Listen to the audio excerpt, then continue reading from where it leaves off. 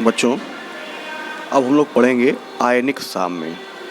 ये साम्यावस्था का दूसरा पार्ट है, जिसमें पहले हमने लोगों ने पढ़ा था रासायनिक साम्य। अब पढ़ेंगे आयनिक साम्य, और इसमें आर्हीनियस का विद्युत अपघटनी वियोजन का सिद्धांत इसको बताना है। तो सबसे पहले ये बता दें, विद्युत अपघट्य क्या होते हैं। विद्युत अपघट्य ऐसे पदार्थ होते हैं जो जल में घोले जाने पर दो प्रकार के आयनों में, धनायन अथवा ऋणायन में टूट जाते हैं। उन्हें कहेंगे विद्युत अपघट्य, और इनकी इस क्रिया को विद्युत अपघटन कहेंगे। ठीक है, तो जो पदार्थ जल में घोले जाने पर अपने आयनों में नहीं टूट पाते, उन्हें कहते हैं विद्युत अनअपघट्य। क्लियर हो गया। तो अब आते हैं इस सिद्धांत के अनुसार। हम पॉइंट यहाँ पर बोल रहे हैं, आप लोग सुनेंगे और सुनने के बाद लिखेंगे। ठीक है, क्योंकि हमको यहाँ लिखने में बहुत समय लगेगा, तो हम उसको डिफाइन कर देंगे कि जब विद्युत अपघट्य, ये पहला पॉइंट बोल रहे हैं, जब विद्युत अपघट्य जल अथवा अन्य विलायक में घोले जाते हैं, तब उनके अणु दो प्रकार के आवेशित कणों में टूट जाते हैं, जिन्हें आयन कहते हैं, और इस क्रिया को आयनन कहते हैं।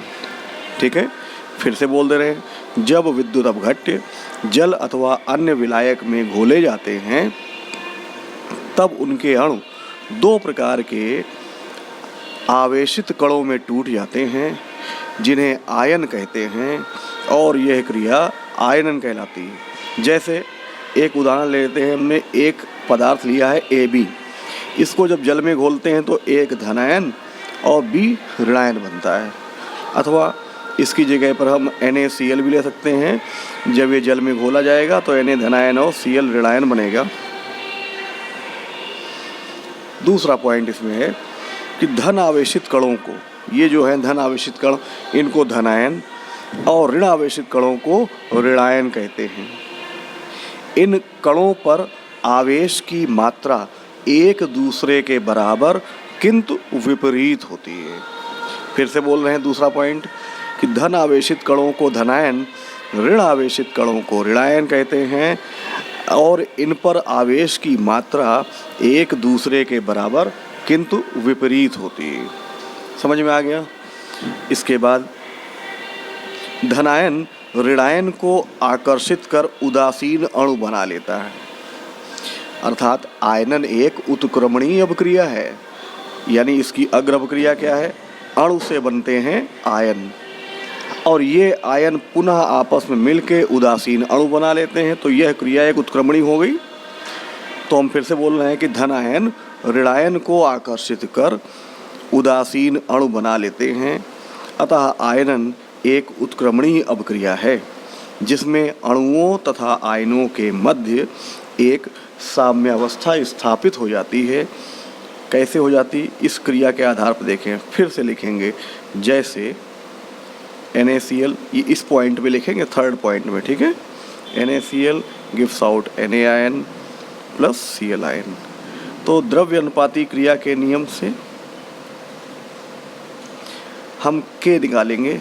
K आयनन स्थिरांक है, उत्पादों की सांद्रता बटे अभिकारकों की सांद्रता, Na आयन की सांद्रता तो Cl आयन की सांद्रता बटे NaCl की सांद्रता, जहाँ K बराबर आयनन स्थिरांक है। K क्या हुआ, आयनन स्थिरांक है, जिसे आयनिक साम्य भी कहते हैं। अब समझ में आ गया आयनिक साम्य। ठीक, अगला पॉइंट है कि विद्युत अपघट्य के विलयन में विद्युत धारा प्रवाहित करने पर धनायन कैथोड की ओर, धनायन कहाँ पर, कैथोड पर, और ऋणायन एनोड पर जाते हैं। धनायन कहाँ पे गए, कैथोड पर, एनायन कहाँ पे गए, एनोड पर जाते हैं। फिर से बोल दे रहे हैं, विद्युत अपघट्य के विलयन में विद्युत धारा प्रवाहित करने पर धनायन कैथोड की ओर और ऋणायन एनोड की ओर जाता है। फिर अगला पॉइंट, विलयन में विद्युत अपघट्यों की विद्युत चालकता उसके विलयन में उपस्थित आयनों की संख्या और आवेश की मात्रा पर निर्भर करती है। अगला पॉइंट हम फिर से बोल दे रहे हैं यही वाला कि विलयन में विद्युत अपघट्यों की विद्युत चालकता उसके विलयन में उपस्थित आयनों की संख्या और आवेश की मात्रा पर निर्भर करती है। इतना हो गया।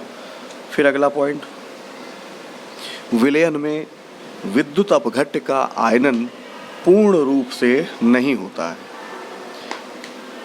अतः विद्युत अपघट्य का वह भाग जो आयनों के रूप में रहता है आयनन की मात्रा कहलाता है।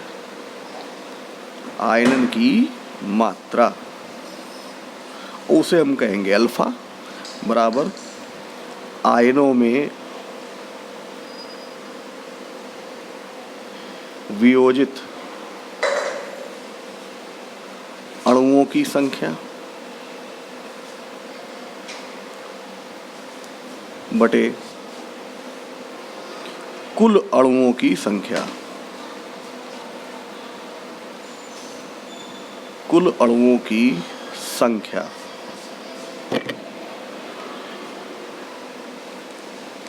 इतना हो गया। अब अगला पॉइंट देखें, आयन, ये बहुत ही महत्वपूर्ण पॉइंट है, आगे काम आएगा। आयन हिमांक में अवनमन, क्वथनांक में उन्नयन,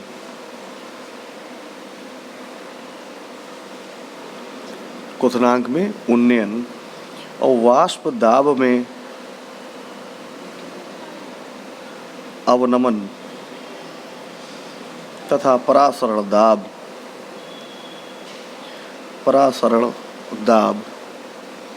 उत्पन्न करने में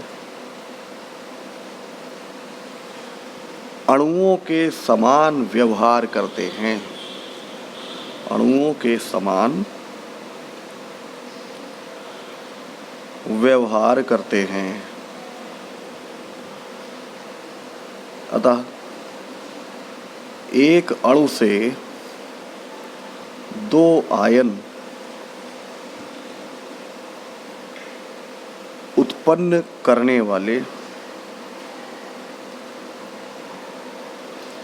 पदार्थ का प्रभाव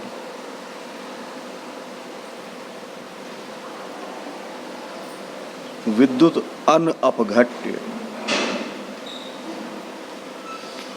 के एक अणु से 2 गुना होता है। इतना समझ गए।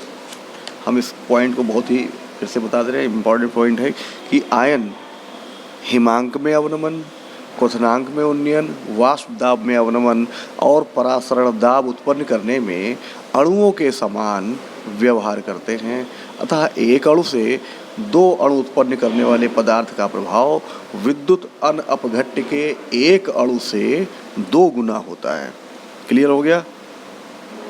और आखिरी पॉइंट हम जो बोल रहे हैं उसको ध्यान से सुनिएगा कि विद्युत अपघट्य के भौतिक और रासायनिक गुणधर्म, विद्युत अपघट्य के भौतिक और रासायनिक गुणधर्म उनके आयनों के स्वभाव और आयनन की मात्रा पर निर्भर करती है। तो जितने पॉइंट्स हमने बोले हैं उन सब पॉइंट्स को आप सुनेंगे और फिर लिखेंगे। क्लियर हो गया। इतना समझ में आ गया आपको। अब आते हैं बच्चों परमाणु तथा आयन में अंतर।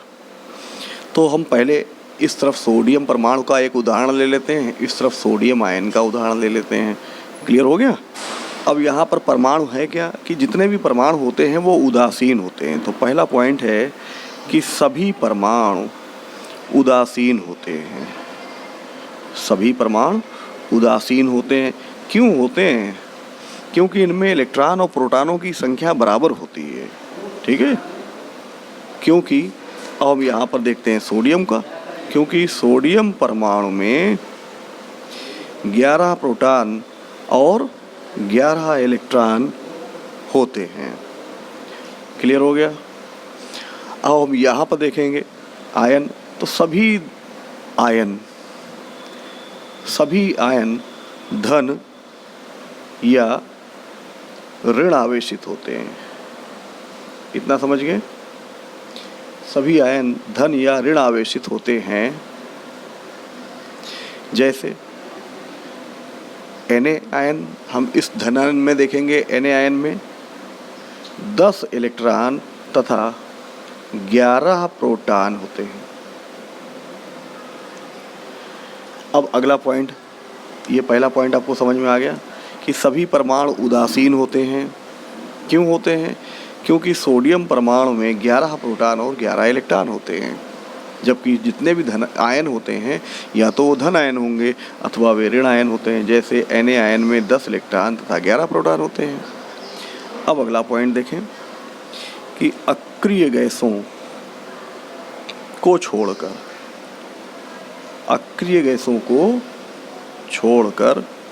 सभी परमाणुओं का इलेक्ट्रॉनिक विन्यास, अक्रिय गैसों को छोड़कर सभी परमाणुओं का इलेक्ट्रॉनिक विन्यास अस्थायी होता है। जैसे सोडियम परमाणु का विन्यास 281 है। ठीक। अब यहाँ पर क्या है कि जितने भी आयन होते हैं, चाहे वो धन आयन हो चाहे वो ऋण आयन हो, उन सब का विन्यास स्थायी होगा। तो सभी आयनों का इलेक्ट्रॉनिक विन्यास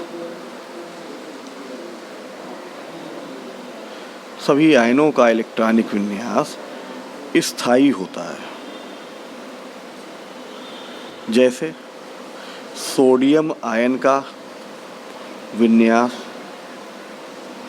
2-8 है, क्योंकि इसमें एक इलेक्ट्रॉन जो बाहरी कक्षा में था वो निकल गया, तभी धन आयन बना। अब ये जिनकी बाहरी कक्षा में 8 होते हैं वो स्थायी हो जाते हैं। अब अगला पॉइंट है कि अक्रिय गैसों को छोड़कर